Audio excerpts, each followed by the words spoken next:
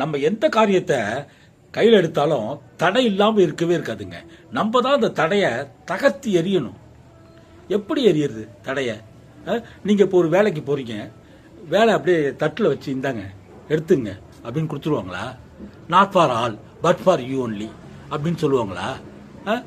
அதுக்கு எவ்வளோ போராட்டம். அதே மாதிரி ஒரு பொண்ணை கல்யாணம் பண்ண போகிறீங்க, அந்த பொண்ணு வீட்டில் அப்படியே இருந்தாப்பா பொண்ணு எடுத்துகிட்டு போப்பா அப்படின்னு சொல்லுவாங்களா? இந்த பொண்ணு தான் வந்து அழகான கழுத்தை வந்து உங்களுக்கு முன்னாடி நீட்டி தாலியை கட்டுராஜா அப்படிங்குமா? நினச்சி பாருங்க, எவ்வளோ தடை, எவ்வளோ தடை. ஒரு காரியத்தை செய்யறதுக்கு எவ்வளோ தடை. அந்த தடையிலே பாதி பேர் அந்த காரியத்தை செய்யாமல் போயிடுவாங்க. ஆனால் நம்ம எடுத்த காரியத்தை எந்த தடை வேணாலும் வரட்டுங்க, இடைவிடாது முயற்சி பண்ணிக்கிட்டே இருங்க. கண்டிப்பாக ஒரு நாள் சக்ஸஸ் ஆகியே தீரும். அது ஒரே வெட்டில் ஒரு மரம் கீழே விழாதுங்க. நீங்கள் 50 வெட்டு 60 வெட்டு வெட்டின நினைக்கும் தலகுப்புற விழுங்க.